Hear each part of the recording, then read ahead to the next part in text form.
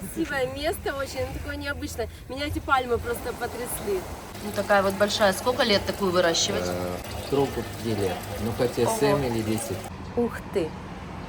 Все, мы отплываем.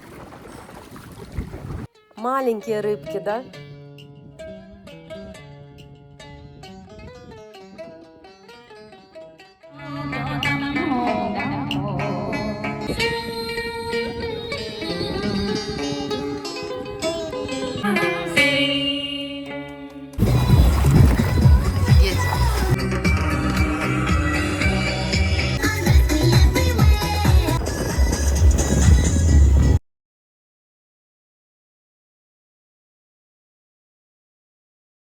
Такое интересное колечко, из травки они плетут. Там есть такие кобры, раньше их было больше, сейчас меньше популяция, которые 10 метров в длину, 9-10 метров. А мы тем временем садимся в лодку и отправляемся к пляжу с морскими звездами, Starfish Beach. На Фукуоке их несколько, мы же побываем на одном из немноголюдных.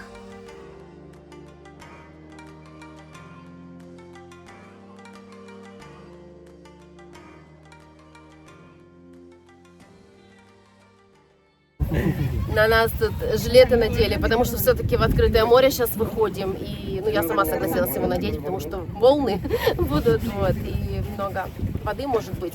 Будем в жилете, на всякий случай.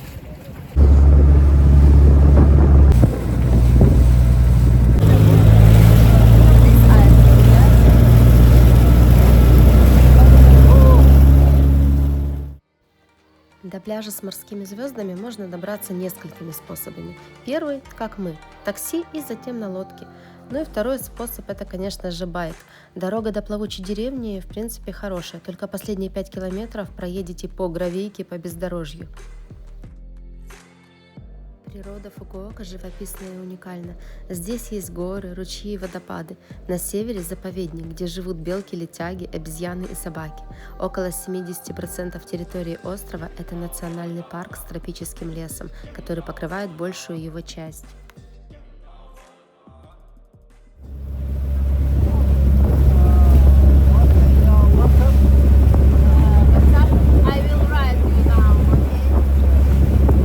Солнышко немножко показалось нам. Пляжик с морскими звездочками.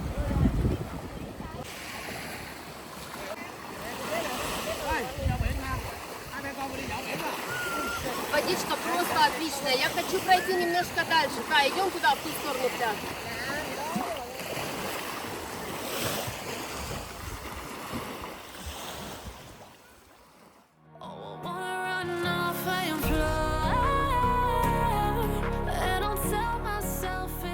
А еще морских звезд нельзя доставать из воды, так как они сразу же засыхают. У них перекрываются дыхательные пути, так что доставать их категорически нельзя. Поэтому мы покажем их вам в воде. Их очень много.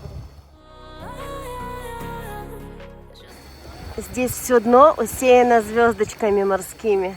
Вот та их не вытаскивает, чтобы она осталась жива. Красивые звездочки.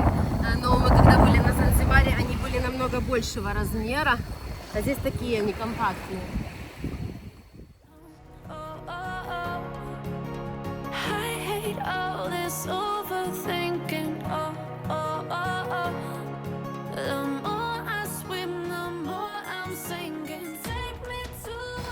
Они такие приятные на ощупь. Я не достаю их. Они, получается, там, где у них ротик и дыхательные пути, они в воде. Полностью в воде. Мы снимаем и фоткаем звезд только под водой, так как я сказала, что их нельзя доставать. И насколько я вижу, то их тут тоже пока что никто не достает. Все знают. Все, да, просто плавают с ними и в воде подводными камерами снимают. Не, у нее снизу. Они же дышат снизу, получается. Не, это что вода тут. Красивое очень, красивое место. А вода просто такая непередаваемая, теплая-теплая. Здесь много локаций таких красивых для фотографий, типа качельки с видом на залив. А еще мы находимся сейчас практически рядом с Камбоджей. Камбоджа через пролив от нас.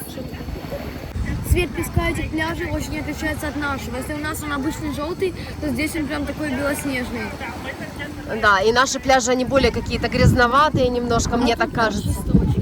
да. А, да, и еще один вот такой вот лежачок стоит 50 тысяч долларов.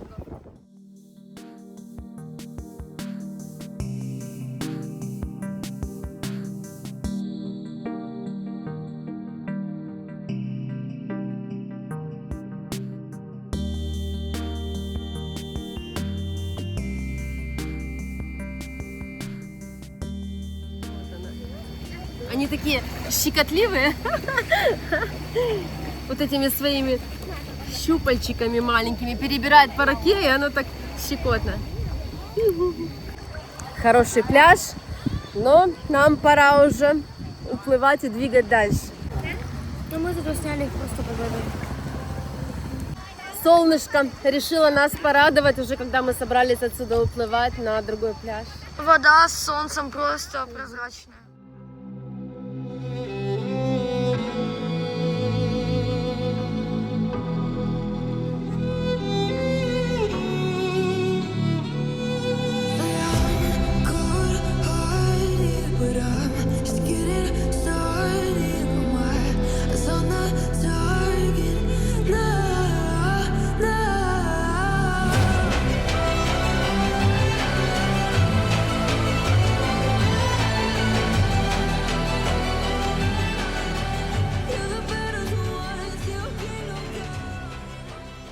Все, мы уже подсыхаем. Сейчас будем обедать. Если всю предыдущую неделю был дождь и было очень пасмурно, то все следующее обещают солнце и вот без дождя, короче. А еще я хочу сказать, что на этот пляж с морскими звездами можно на байке приехать. Вот. И я постараюсь вам локацию оставить в этом видео, как сюда добраться. Вот наша лодка. Народ бежит, добегают. Все, мы покидаем остров.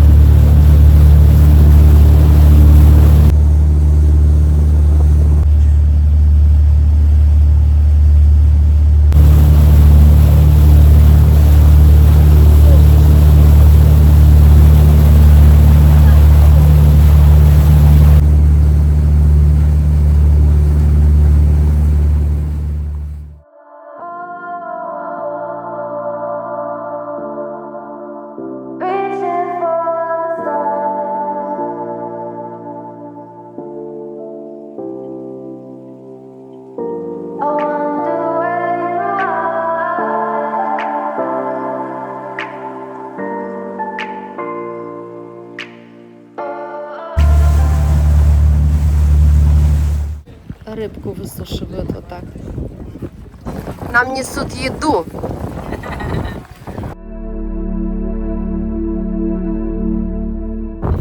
Это веганский обед для Таи. А я хочу морепродукты. И я просила остановиться, а нам все несут и несут новые блюда. Я говорю, мы столько не съедим, пожалуйста, хватит.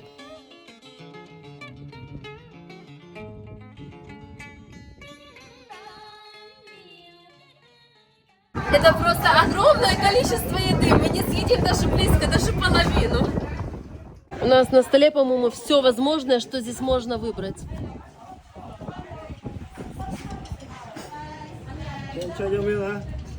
Yes.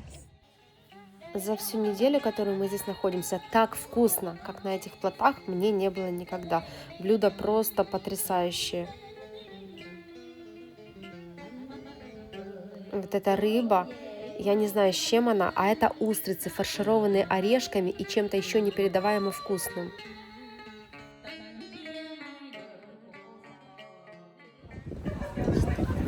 Что это?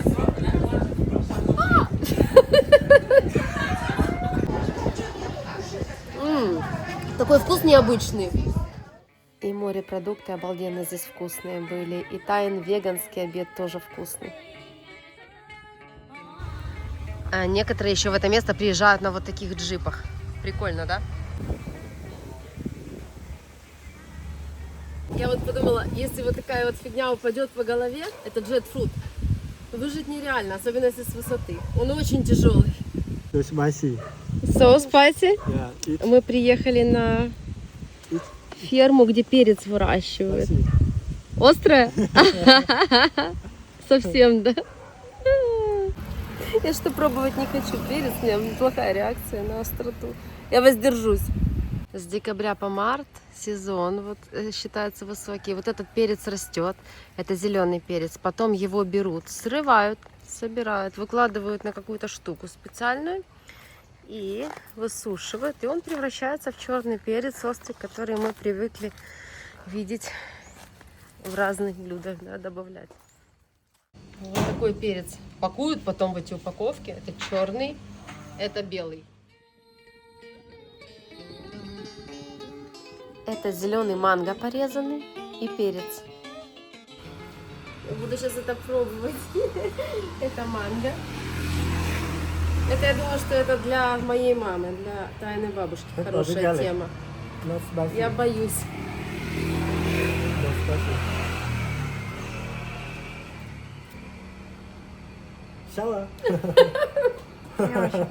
Да, твоя очередь.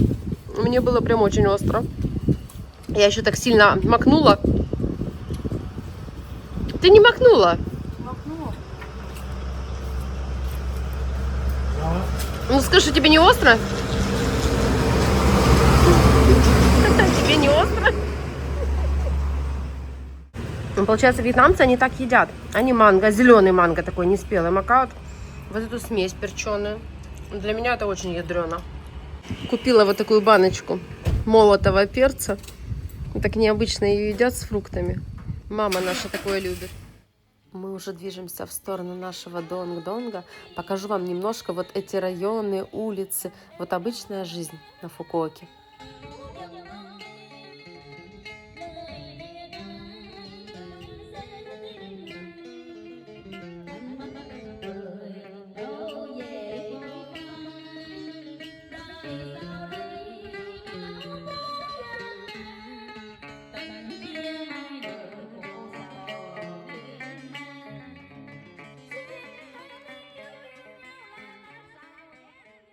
Я высунула камеру в окно, снимала телефоном, а Энди рассказывает, он в Хошимине родился на континенте. Он говорит, если бы ты так сделала там, уже давно бы кто-то на байке просто подъехал, вырвал бы телефон, ты бы даже пикнуть не успела.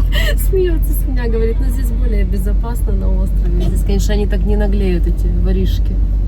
Мы вернулись в номер, у нас уборка была, и Тае на кровать выложили такой вот морепродукт, это для меня, осьминог.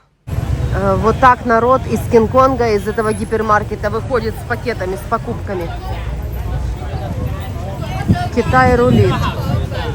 Здесь разная рыба на улице продается, можно выбрать, заказать и тебе приготовят.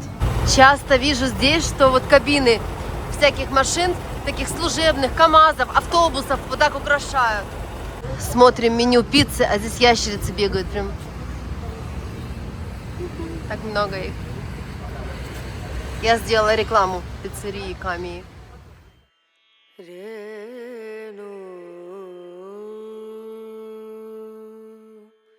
Мы с Таей кучу раз здесь проходили и не замечали, что здесь есть такая пиццерия.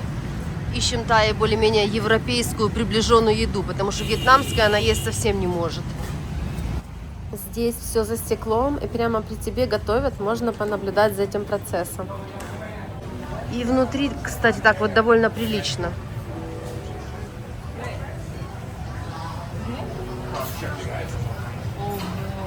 Здесь прям уютная такая обстановка. Весь город рождественский так еще украшен. Конечно, мне интереснее ужинать где-то во вьетнамских ресторанчиках, но из-за Таи сегодня пришли и снова будем пиццу есть.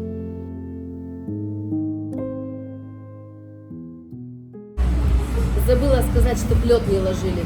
Полный стакан. Моя любимая пицца, которую мы режем ножницами.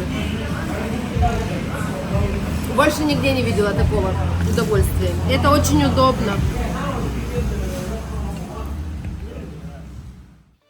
Я думаю, что нашим пиццериям тоже нужен такой лайфхак с ножницами перенять. Это реально удобнее, чем ножом резать.